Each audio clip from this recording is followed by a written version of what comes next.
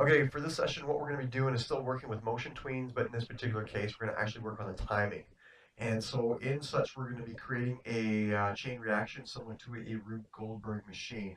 So I will create a ball that falls onto a teeter-totter or seesaw that lifts the blocks up, goes into an arc, and then hits a domino. And so obviously the tweens cannot all happen at once, so we have to basically do all the timing with that stuff. So as always, make sure that you go with an action script 3.0. And the very first thing I'm going to do here is just start off by drawing a ball here. So I'm just going to take my ellipse tool, change the color to yellow so it's a bit brighter. And I'm just going to hold down the shift key so I can constrain it. If I let go of the shift key, you can see it turns into an ellipse. We don't quite like that, so we're going to constrain the X and Y together.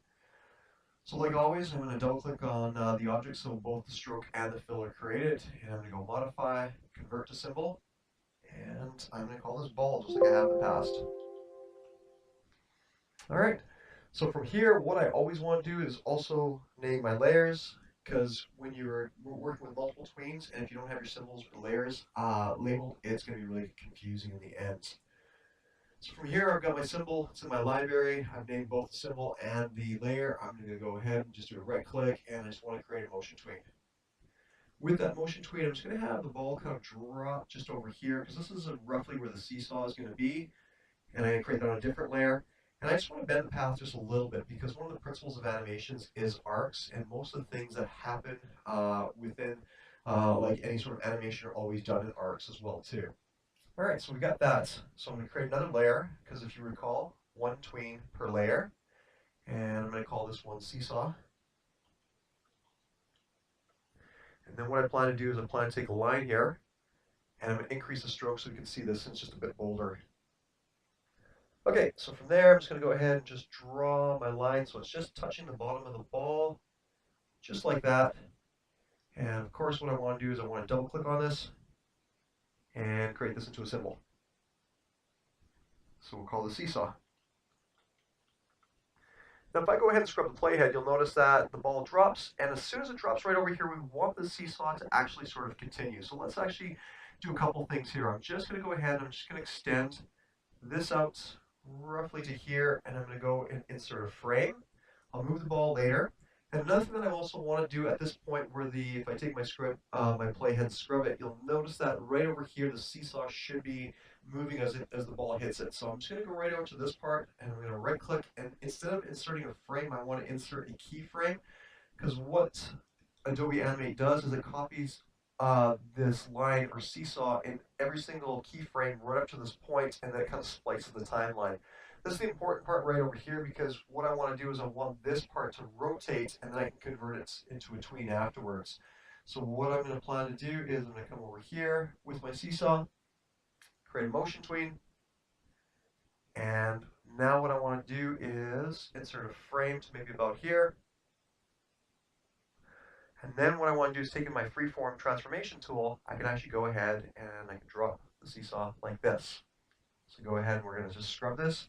So ball touches, seesaw moves. However, the ball also needs to move at the same time. So let's actually just look at the position of our ball. Let's actually just take the ball and just move it over here.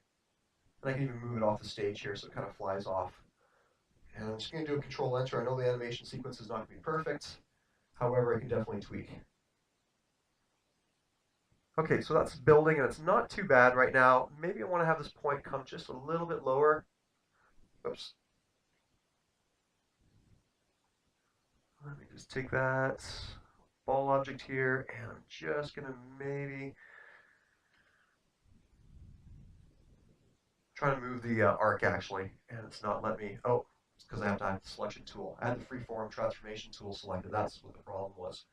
So I'm just going to just kind of maybe just move my path like that. Okay, control enter. So it was a little bit better last time. So I'm just going to go ahead and just undo this. Now you can spend a lot of time in terms of just going ahead and getting it and tweaking it so it's perfect, but you kind of get an idea of how it's supposed to be done. Okay, so we're still not done because what we want is we want the ball to drop on the seesaw. There's going to be a box on the seesaw that's going to launch into a domino.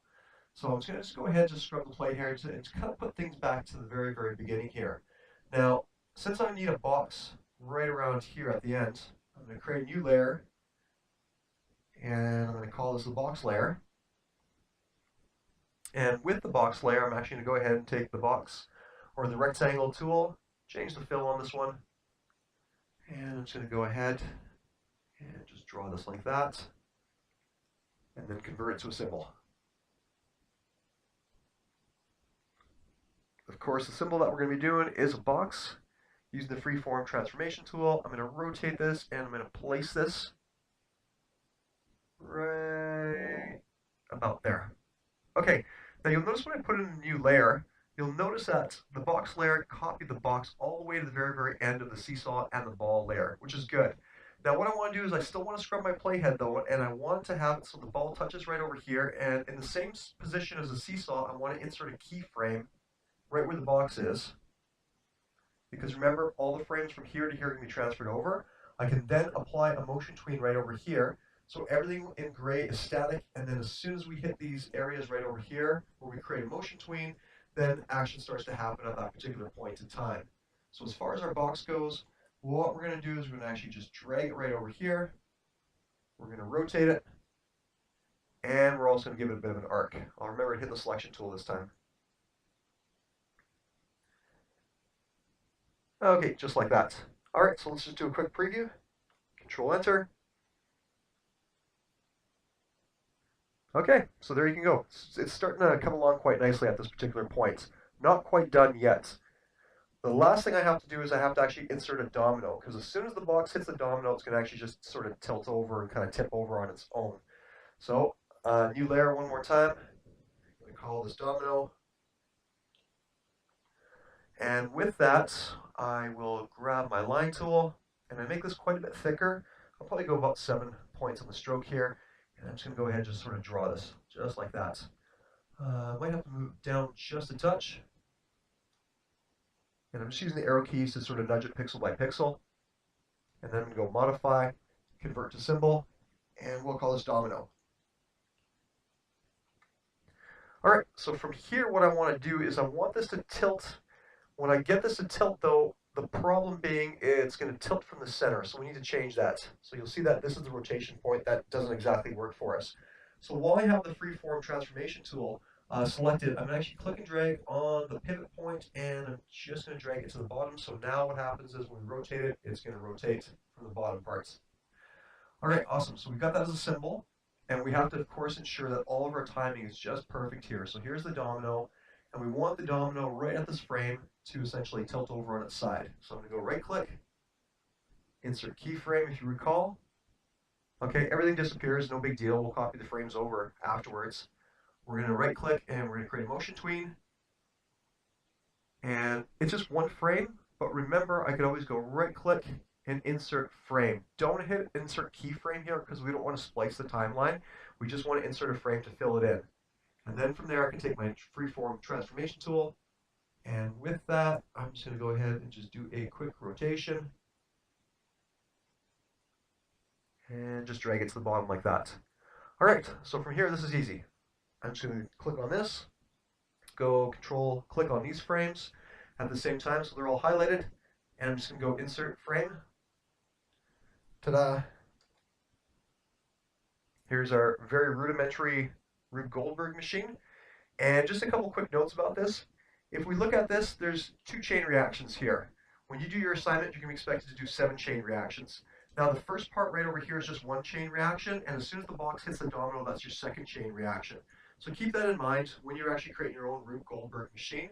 And as well, don't forget to include a color tween, maybe a background tweens from one color to another, so from day to night or night to day. And then maybe at the very end of your Rube Goldberg machine, what you can also do is you can also put an alpha tween that says the end. So I know that you have good knowledge of all the different tweens. Anyways, hope that helps, and good luck with yours.